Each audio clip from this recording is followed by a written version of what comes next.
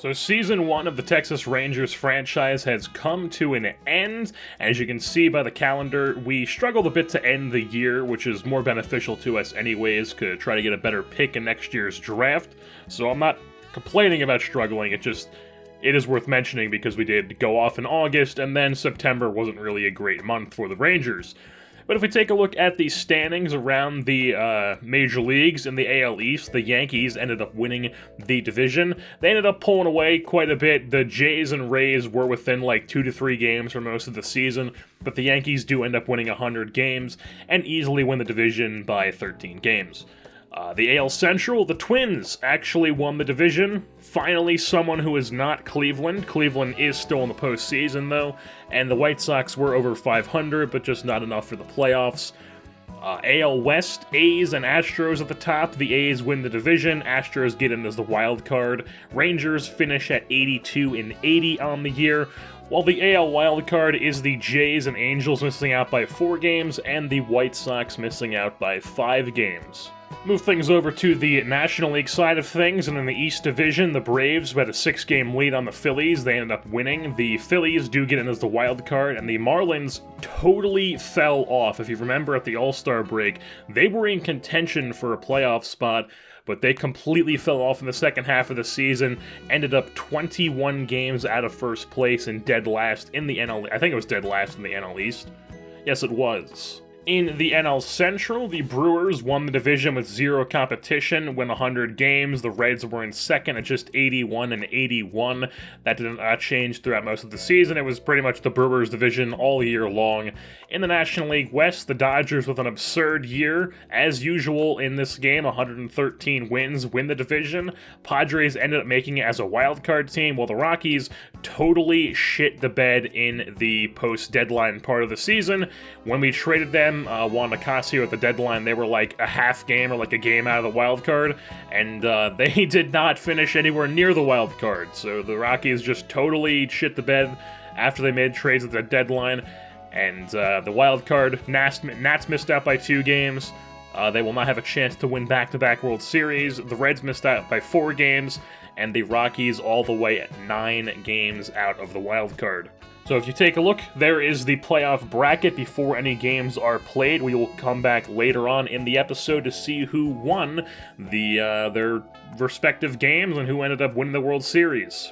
But first, it's time to go over the stats on our Texas Rangers ball club. The best bat on the team this year was Ronald Guzman with an 851 OPS, 22 home runs, by far the best season of his career as well.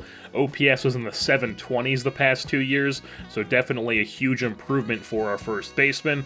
Willie Calhoun got off to a really good start to the year, cooled off towards the All-Star break, but was starting to heat up again, but they ended up missing the last month with a fractured arm. So Willie Calhoun, still a decent 801 OPS with a team leading 30 home runs though, so still a pretty decently good season for Willie. Danny Santana, definitely not his 2019 season, but pretty average OPS with about 22 home runs on the year. Michael Brousseau ended up with 172 ABs in the big leagues, very similar to his numbers in 2019, and it's all about that consistency, baby. Chris Herman did not play well since coming over in the Todd Frazier trade from the Rays.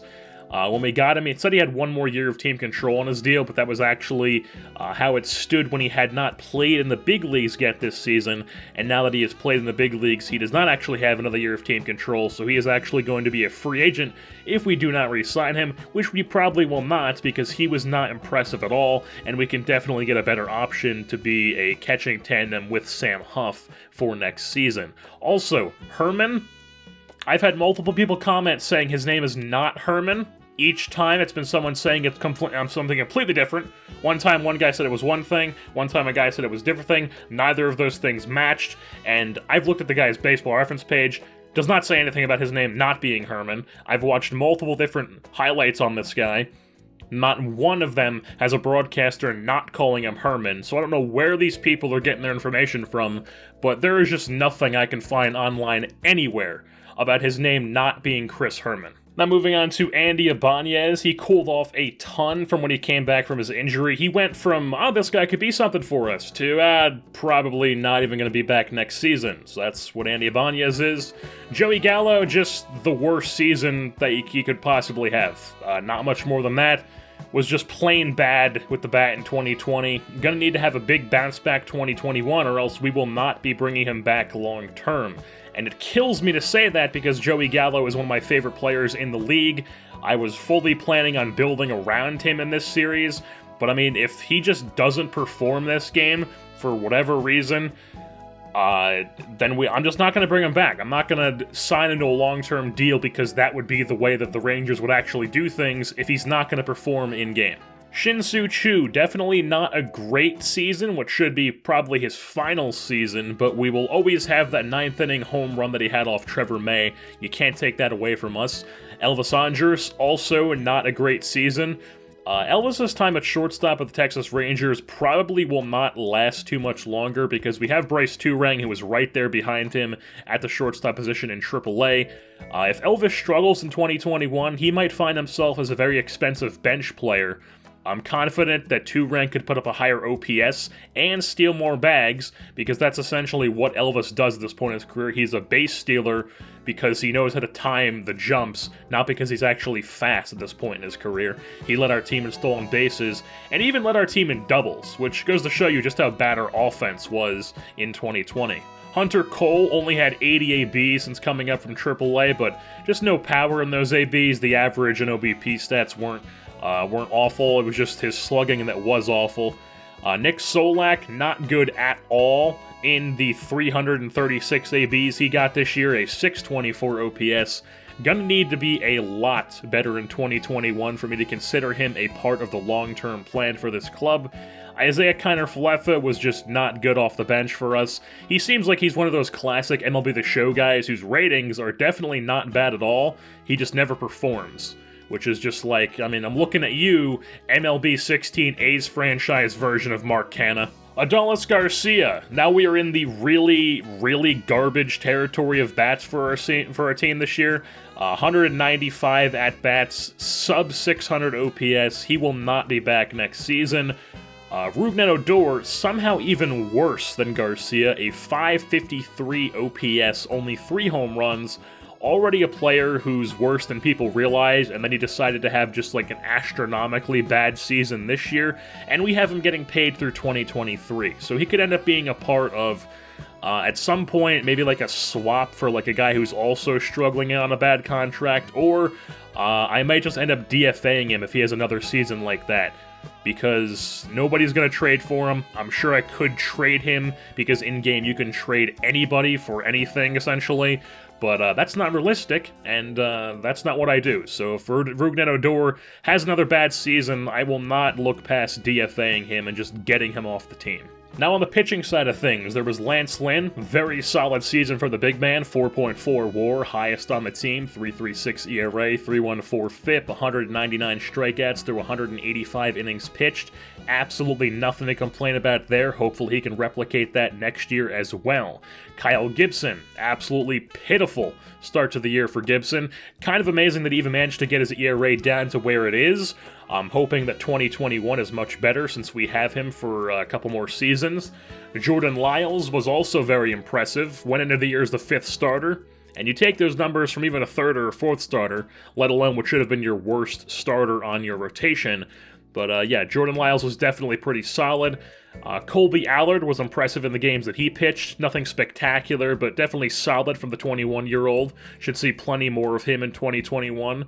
Kyle Cody, he just showed up to the ballpark in his pickup truck with a floor bed of Slim Jim wrappers, chugged about 3 monsters in the locker room, and then just went out there and dealt every 3 days. And he definitely played his way into my plans, as he was a guy who was quite impressive in his starts down the stretch. Rafael Montero had a ton of innings because he was a long reliever for a good chunk of the season. He was okay. Still not going to bring him back. He's a D potential guy. DeMarcus Evans, very solid ERA. Misleading, though, because his FIP is 4.23. More strikeouts than innings pitched, which is always good to see, but he had way too many walks, and that is his big problem. A lot of our guys in our bullpen walk too many people, so I would like to see DeMarcus Evans especially try to improve that for 2021. Nick Goody, fantastic strikeout numbers for him. ERA is a bit misleading, but the FIP is not too bad. Still under team control, so he'll be a part of the 2021 bullpen. Jose Leclerc, another guy with fantastic strikeout numbers. Walks are less than fantastic. No denying he has some serious stuff in the bullpen, though. Brett Martin is a guy who I figured his strikeout numbers would be way better than they are, but a decent year from him. His ratings got a decent boost, so he is the one guy in our pen who doesn't have a problem with walks either. Shane Carl, it seemed like he had a really good year for me, but his FIP says that he just kind of had like an okay year. Still, we'll be back for 2021, as he was definitely one of our better relievers this season. And then Cody Allen, I mean, he's just done at this point. He's not just no longer shutdown closer Cody Allen, but he's just like no longer major league pitcher Cody Allen. And if we take a look at our team's total stats, we scored 651 runs this year, which was tied for 19th. We were tied for 18th in home runs, definitely not ideal. We allowed 665 runs, which was 12th. Need to improve the offense. That's definitely going to be like number one heading into the offseason, but we will talk more about that as we dive into the offseason later on in the episode. But first, it is the awards and league leaders. So in the American League, the MVP and the Cy Young was Garrett Cole of the New York Yankees. The batting title and the Hank Aaron Award went to Mike Trout of the Los Angeles Angels. The reliever of the year was Nick Anderson of the Tampa Bay Rays. The rookie was Yoshi from the Tampa Bay Rays. And the silver slugging catcher, Robinson Chirinos, split his year between Texas and Houston. Definitely the best year of his career since like 2016, I want to say it was. And then on the National League side of things, their MVP was Eugenio Suarez of the Cincinnati Reds because it is the home run award. Cody Bellinger definitely deserved the MVP award, but they gave it to Suarez because he had more home runs, and that's literally the only thing the MVP award looks at. The Cy Young, which is usually just the wins award, was Clayton Kershaw of the Los Angeles Dodgers. The batting title went to Trey Turner of the Nationals. The reliever of the year was Kenley Jansen of the Dodgers. The NL Rookie of the Year was Shogo Akiyama of the Cincinnati Reds. Cody Bellinger did end up getting the Hank Aaron Award, though, while the Gold Glove third baseman was Nolan Arenado of the Rockies, and the right fielder was Mookie Betts of the Dodgers. He spent the year in the National League, gets that Gold Glove yet again, another one to his trophy mantle, and then we'll see if he stays in the National League next year, if the Dodgers bring him back, or if he signs with a different NL team, or if he's back in the AL for 2021 in the offseason. As far as the league leaders go, on the American League side of things, starting things off with hits is Cesar Hernandez of the Cleveland Indians. The home runs was Eloy Jimenez of the White Sox, followed by Franmil Reyes, Mike Trout, JD Martinez, Nelson Cruz, Yordan Alvarez. The stolen base leader was Adalberto Mondesi of the Royals. OPS leader Mike Trout. The WAR leader was also Mike Trout with an 11 WAR among hitters. On the pitching side of things, there was Garrett Cole, who was the ERA and strikeouts leader. The saves leader was a tie between Jose Leclerc and Nick Anderson. That's generally what the reliever of the year award is. It's just the saves award, but Jose Leclerc, good example of why the saves number doesn't really show you how good of a guy's season was. Jose Leclerc, definitely not anywhere near as good of a year as Nick Anderson, but he had the same amount of saves, so I'm sure that the game had a pretty hard time deciding which one to pick to give a reliever of the year, but they ended up giving it to the right guy, but I would have definitely not been surprised if Leclerc got it over Anderson. And then also the walks allowed was Mike Minor, split his time between Minnesota and Texas this year, and then the WAR for pitchers was Garrett Cole with an 8.9 in first. He had such a high lead on everybody else. Paxton was in second at a 5.2. While on the National League side of things, there was Eugenio Suarez, who led the league in hits and home runs, followed by Moose, Cody Bellinger, Pete Alonso, Juan Soto, and Reese Lightning. The doubles and stolen base leader was Jonathan Villar of the Miami Marlins. The OPS leader was Cody Bellinger. Christian Yelich, Juan Soto, Trey Turner all had OPSs in the 1,000 range. Suarez was behind them all, and also the WAR leader was Cody Bellinger with an 11 WAR. Suarez all the way down in 5th with a 7.7. I'm just really hammering home that Suarez should not have been MVP, but I'm sure they'll never, ever, ever, ever change that in this game, because MLB The Show does not look at franchise mode. The ERA leader was Jack Flaherty of the St. Louis Cardinals, while the strikeout leader was Robbie Ray of the Arizona Diamondbacks, and the saves leader was Kenley Jansen of the Dodgers, while the WAR for pitchers was Clayton Kershaw of the Dodgers. And now we take a second look at that playoff bracket. As you can see, the Yankees win the World Series in 5 games over the San Diego Padres. Looks like those damn Padres are going to be all over the postseason, just like they were with the Giants franchise in last year's franchise that I did. They got in as a wild card team, and they just ran through everyone in the NL pretty easily. Brewers got their doors blown off by the Braves as well. Astros got knocked out in the wild card. We'd love to see that. The Yankees didn't really get much resistance from anybody. Gleyber Torres got the World Series MVP. Miguel Andujar is the overall American League postseason MVP. And then Tommy Pham was the NL postseason MVP of the Padres. And now before we dive into the offseason, the first thing is the retirements. Starting things off right off the bat, Chris Davis of the Orioles retired due to injury. I'm doing air quotes right now. He actually did have a decent 2020 before getting hurt, but I mean, let's be honest here. He's retiring not because of injury, but because he stinks. He's not good. Edwin Encarnacion also calling it a career. Ivan Nova, Yankee legend, he is calling it a career as well. Dick Mountain pitched a lot for the Minnesota Twins this year, retiring at 40 years old. Mike Fiers tore his labrum and will be retiring because of the injury. He was actually pitching very well for Oakland, and he's probably a guy who could have squeezed out like a year or two more, but tore his labrum, so Mike Fiers is calling it a career. Jesse Chavez, Shin-Soo Choo, and Jeff Mathis were all the retirees for us. None of them were going to be brought back anyways, even if they didn't come back, so not really any huge losses. Tim Tebow is finally giving up baseball, and now he's got more time for modern-day colonialism on his hands. Good for Tim Tebow. Danny Holtzen, second overall pick of the Mariners back in 2011, called it a career. Yadi and Waino are calling it a career as well. New era of the Cardinals baseball is underway now. Shelby Miller, he's retiring. Legendary journeyman Edwin Jackson is also calling it quits. And then Wade Davis, the Colorado Rockies absolutely ran him into the ground in 2020. It's no wonder the guy's retiring. 100 games appeared and out of the pen, 94 and a third innings pitched, and he's like 36. I mean, Jesus, use somebody else. I'm sure they had him in the long reliever role, and that's why he was getting, just ran into the ground like that. And if we take a look at the staff, this is what our staff looked like at the start of the offseason. Our farm director's contract was up, so that was the really only one we had to replace. But we also went out and fired our hitting coach and our third base coach, because I felt like the third base coach was awful. He had awful ratings, and then our hitting was so bad that it just made sense to fire the hitting coach. And I felt like our pitching was pretty good, so the pitching coach is staying on. And then this is what our coaching staff looks like post-signings. Richard Prather is our new hitting coach. He gives a +2 power. He gives a +2 to power and plate discipline, and also a +3 to contact.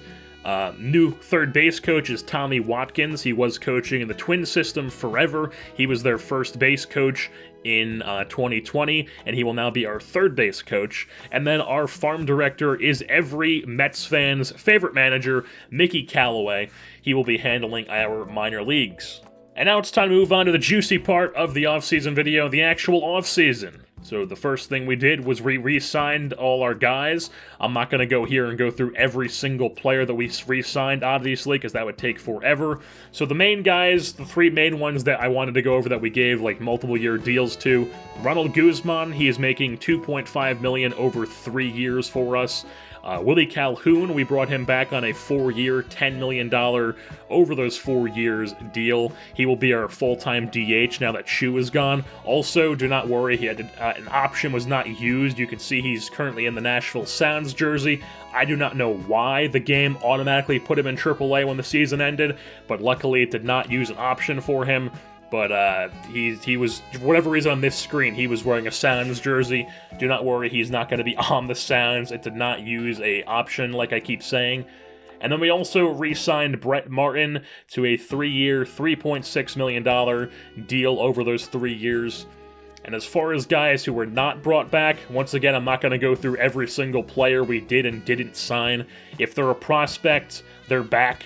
If they were like a late 20s 4A guy and I didn't specifically show them being re-signed, you can assume that they're probably not back and they're going to be replaced by somebody in free agency.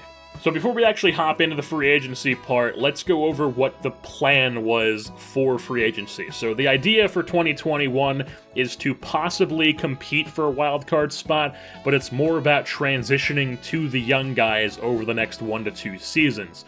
So essentially what that means is I do not want to sign any huge deals and block those prospects. Like, I'm not trying to go out and sign some like 30-year-old to a 3-year deal right now and block the left field spot for the next 3 seasons. It's not what I want to do. Lots of 1-year deals, lots of stopgaps are going to be going out. We obviously want to improve the hitting. Like I said, stopgaps at mainly third base and left field are the positions that I'm looking for. And I also want to sign a solid starter to go with Lance Lynn as the 1-2. I do not want to sign any more starters than that, though, because that leaves one rotation spot open for a young guy, which would probably end up being Allard or Cody to start the year. And then I do want to sign a veteran catcher to pair with Sam Huff as our 1-2, or our 1-2 tandem at the catcher position. Also, more bullpen depth so we can shuffle guys up and down all year at will if need be. Just in general, fill out the system, get some depth guys to have in AAA, you know, stuff like that. So the first signing we made in the free agency portion, probably our biggest signing as well, was Charlie Morton. A 1-year, $8.5 million deal. Charlie Morton is still a very good pitcher. If we compete in 2021, he will help a lot with that. He will definitely be a big part of it if we do compete, and if we stink and he's pitching well, we can ship him at the deadline and get some prospects for him. But if he's not pitching well, then obviously we're just kind of stuck with him for the rest of the season, but hopefully it's not the case. We also went out and got Didi Gregorius, and you're probably thinking, like, what about the whole Elvis Andrus, Bryce Turang dynamic that you were talking about earlier, where if Elvis struggles, Bryce Turang will come up and play shortstop? Well, that's because we're not signing Didi Gregorius to be a shortstop. Didi is being signed as the stopgap at third base. He had a very good bounce-back year with the Girardi and the Phillies in 2020, career-high 29 home runs, and I feel like he's a guy who could easily make the transition to third base for us, so we signed him to a 1-year, $5.2 million deal, and he's going to play third base while Josh Young continues to develop down in the minor leagues. And if Didi struggles for whatever reason, or if he gets hurt, or Didi has to move to a different position, because that's another thing, he could end up moving to second or shortstop if we ever need him to, and then Josh Young could end up being in the big leagues. All sorts of possibilities could happen, but that is the idea for Didi, is that he's going to be a stopgap at third base. And then we went out and signed that veteran catcher in Alex Avila. He was very good for the Twins coming off their bench in 2020. He has absurd plate discipline, which is always good to see. I'm a big plate discipline guy. Very good arm. Should be a solid catcher to have for a year. And then the stopgap at left field is Yoenis Cespedes, a 1-year, $4.3 million deal. Solak was not very impressive this season for us. I do not want to start Cole in left field.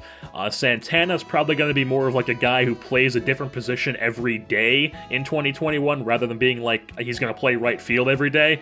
He's going to be a guy who's on the bench who's like, one day he's playing second, one day he's playing first, one day he's playing third, one day he's playing left, one day he's playing right. One of those types of guys, because he can play all over the field. And then also Steele Walker, who is probably like the number one option for us right now in the organization to play left field in the future, isn't quite ready to be a major league player. So Yoenis Cespedes is going to be that stopgap as we give him a shot to return to being what we know that Yoenis Cespedes can be, and see if we can squeeze some more production out of him at this stage of his career.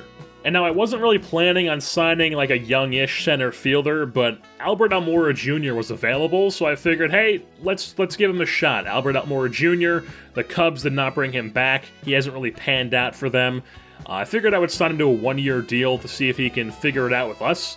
He became a star with the Mariners in my Giants franchise last year, and if he sucks through like 2 months, then I'll just like DFA him and Julio Pablo Martinez is down in AAA weight and take his spot. But if he turns into a superstar for us, I mean, that's cool too.